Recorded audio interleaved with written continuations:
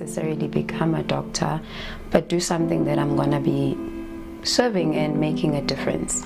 And then when I came across occupational therapy and how we work with people with different kinds of injuries, that's where I think my interest was really, enlightened, and my interest grew into that field. And the more I read about it, and then I went on to varsity, and you know how in varsity we have clinicals and all of that. That's where you see the different conditions and you see where you want to position yourself once you graduate. And I think that was my greatest desire in life, to make a difference, to pour out myself into other people's lives. I think one of the hardest things about varsity was probably the pressure that the family had pressed upon me going to varsity.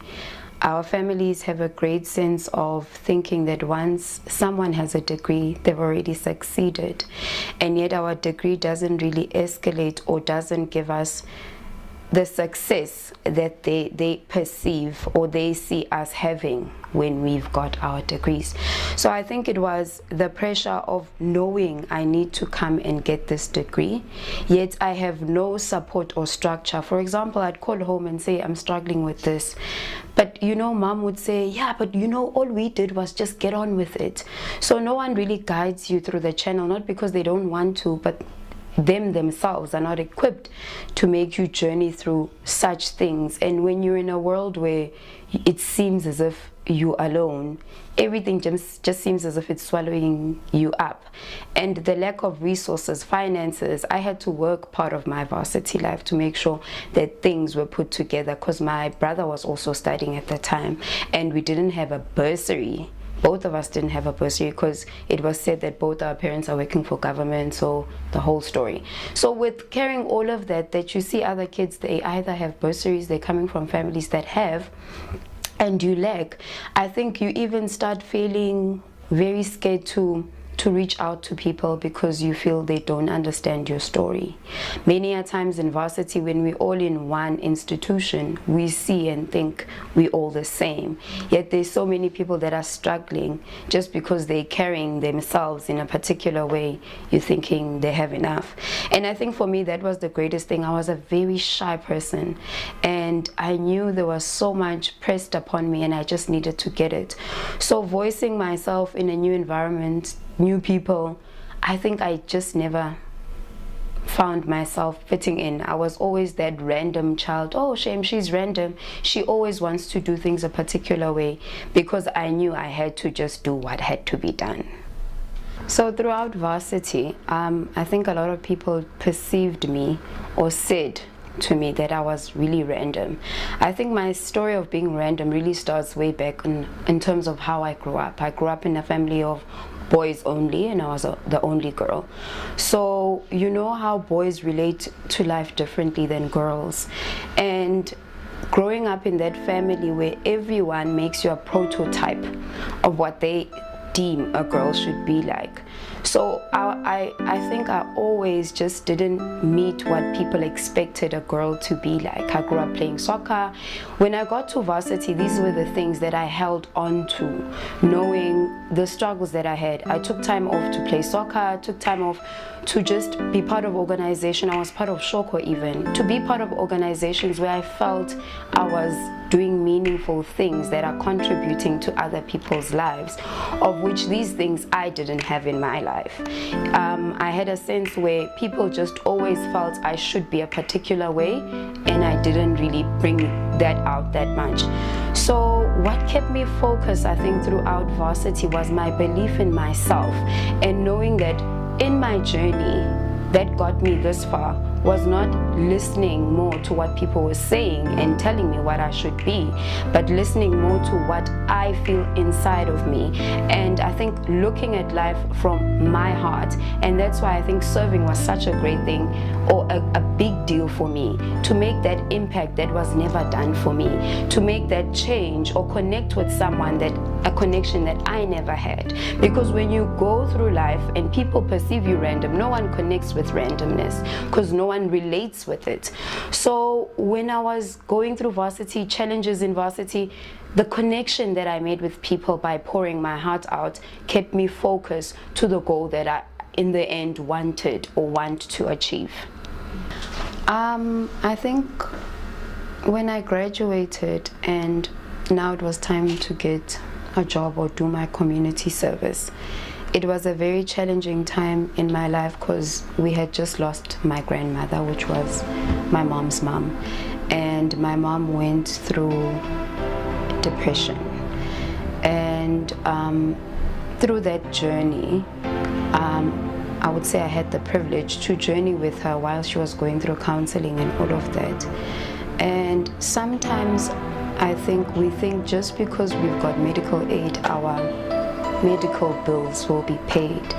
But there's certain things that are not covered or are not taken care of through the medical, and then we start using financial resources.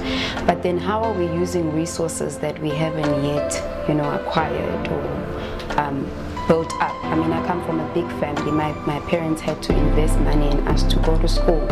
So there was no financial surplus of money to help that process through, because it really took a lot of time for her to unlock and to survive that. I mean, when I was born, even she was already diabetic, so she had a lot of chronic illnesses that were there also pressed on her. So that was one of the greatest challenges in my life, because I think financially I had to give back to that. Financially I had to see to it that at home the others, are taken care of. And when you do life like that, it's not as if we have time to sit back and reflect and connect as a family. There becomes a point where there's a lot of disconnect within the family, which is supposed to be the support structure. We as a family, different people in the family respond to different challenges differently. Others choose to give up, others choose to not be part of it.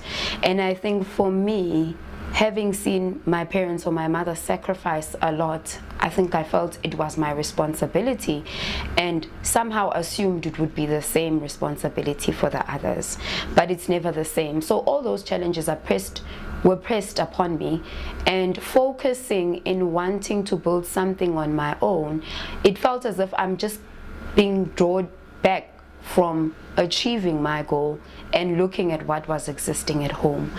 But my desire to achieve what I had wanted in my heart was bigger than these challenges. And the bigger that desire became, I think the bigger the challenges even come, to sink you down.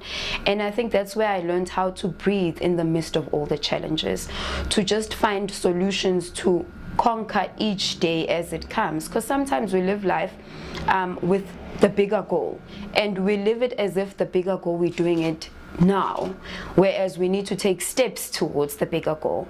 So as I learned, and I continue to learn, that each step is towards my goal, that's how I conquered the struggles, whether it was financial, whether it was emotional burdens that existed within the family, whether it was just not a structure for me to get any kind of support and counseling, because human beings have emotions, and if we don't look at that or take care of that, we are going to collapse. And when you have a view of life that way, you seek out to find solutions. You knock at doors that you just hope someone is going to do something. And through those challenges, I think those challenges really pushed me to seek out help, to talk to people, to get to people that have, whether they've been through the same or certain situations that have caused such a distress, just to find a solution and keep the momentum of moving forward. Because one thing I think I don't like in life is being redundant and not being functional. And before we are functional, we need to be relational as human beings. So we need to relate to one another. That's my core beliefs. And the focus that continues to keep bringing me forward, I think, is believing in God. Believing that, God has things or plans to prosper me. In the midst of this, I usually look at life like this, that if our parents can let us go to varsity knowing how cruel things in the world happen, but trust what they taught us. Similarly, God, in all his supremacy, he knows that we'll conquer, because he's given us power and willpower and strength within us to face all the challenges that come. But yeah, I think when I look back now, it seems as if I was just living in a storm after a storm after a storm after a storm. And I think that's where I got the momentum of knowing and being confident in just being random and not being, not being like someone else. And the more that happened, the more I think I became more of who I am. I became my true self. I became my authentic self, because I didn't have someone to point and reference to become, but I had to look within to reference and become who I believe I should be. So where am I now?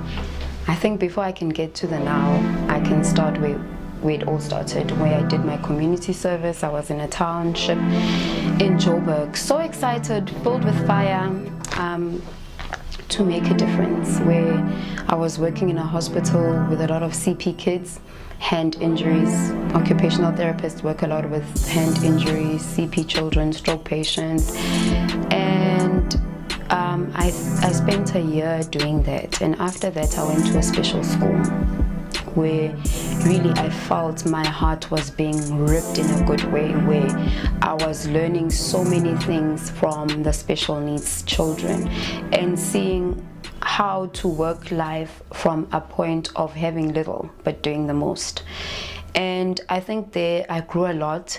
I was in touch with the community radio there, sharing about what occupational therapists do with kids with special needs, what do we do in the community, in a community setting. So it was a really good time in my life where I was giving back, where I was interacting and connecting.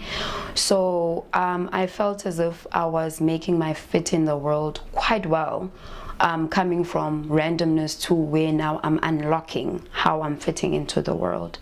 I left the public sector into the private sector, where I joined Rita Hain and Partners, which is a physical rehab facility in Joburg and in Pretoria, but I was in the Joburg branch.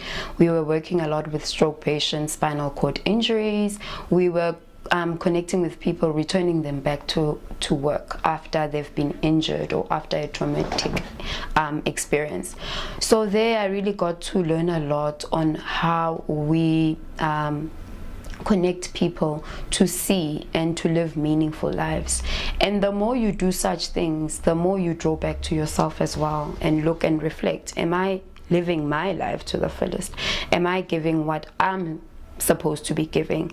And am I enjoying my life to the fullest? And I think that's where I transitioned from being such a very strict person on myself, because the level of demand and excellence that I've always demanded from myself sometimes seemed harsh to the people around me. And the more I worked in different areas where people didn't have much but had to do a lot, I saw that I wasn't giving myself credit. I think that's where the issue of, I remember a friend of mine told me that, my friend, you're so humble and like you're really humble, but it ends up being stupidity.